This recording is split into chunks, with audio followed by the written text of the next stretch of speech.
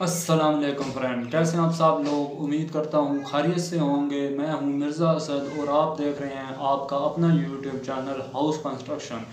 सबसे पहले अल्लाह पाक से दुआ है कि जो भी आप तमीराती काम करने जा रहे हैं या कोई नए काम करने जा रहे हैं तो अल्लाह पाक आपको उसमें कामयाबी अता फरमाए और इब्तदा से लेकर इख्तिताम तक आपके काम में बरकत अता फरमाए। तो फ्रेंड्स, आज इस वीडियो में मैं आपको बताऊंगा कि ठेका कितनी किस्मों का होता है, इसकी कितनी इकसाम है।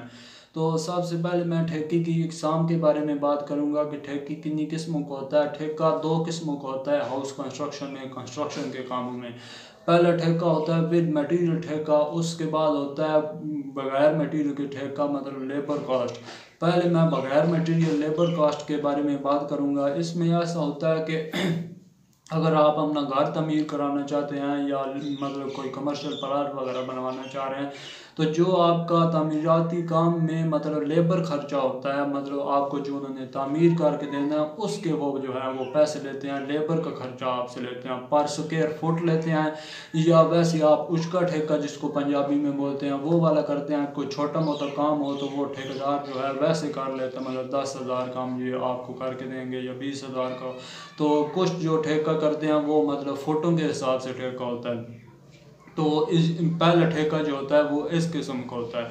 उसके बाद दूसरा ठेका जो होता है वो विद मटेरियल ठेका होता है। उसका ये होता है कि आपको मतलब आपका जो है वो झंझट ख़त्म हो जाता है। अब कुछ पर्सन जो होते हैं उनकी जॉब वगैरह का भी बहुत ज़्यादा मसला होता है, मतलब वो इतनी ड्यूटी वगैरह नहीं दे सकते।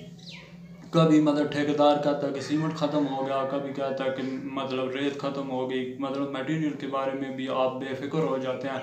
वो भी ठेकेदार के खाते में ही आता है। उसने आपको मुकम्मल घर बना कर देना है विद मटेरियल के साथ, मटेरियल भी वो अपना यूज़ करेगा। तो उसमें अक्सर ये होता है कि सहूलत आपकी हो जाती है।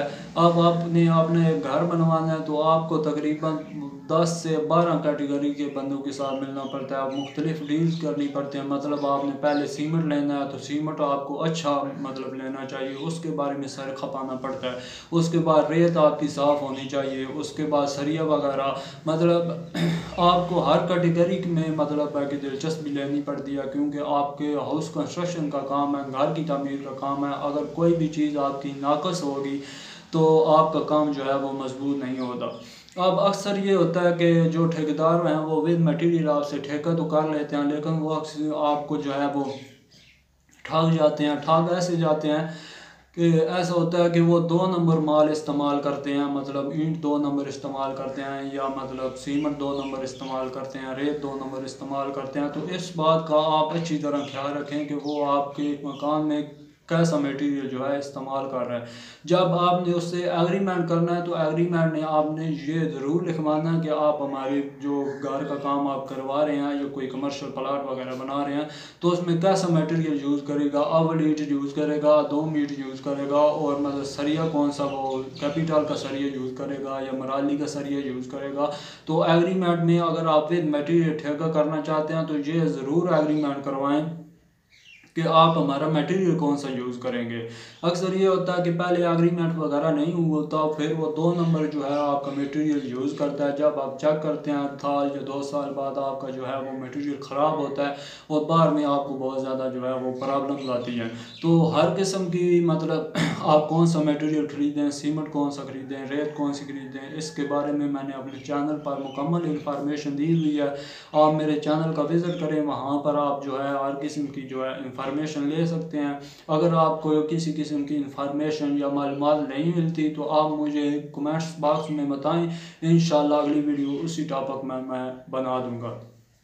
तो मैं बात कर रहा था कि विद मटेरियल जो ठेका होता है वो अक्सर जो है ठेकेदार आपको दाव लगा जाते हैं, ठग जाते हैं, मतलब 2 नंबर मटेरियल इस्तेमाल करके।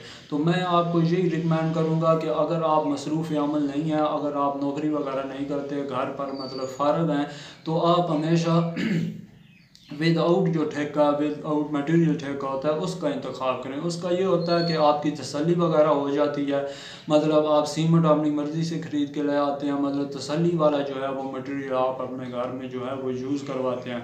उससे ये होता है कि आपके तसल्ली का घर बन जाता है, मजबूती हो जाती है। या बाद में अगर आप मतलब ठेका कर भी लेते हैं विद मटेरियल तो पूरी दिन का जो वो प्रोग्रेस होती है तो आप शाम को ज़रूर चेक करें कि इसने प्रोग्रेस हमारी कैसे निकाली है, अच्छा काम किया है, मटेरियल अच्छा इस्तेमाल किया है या बुरा इस्तेमाल किया है। तो इस बारे में भी इंशाल्लाह अगली वीडियो किसी वीडियो में मैं आपको बता दूंगा।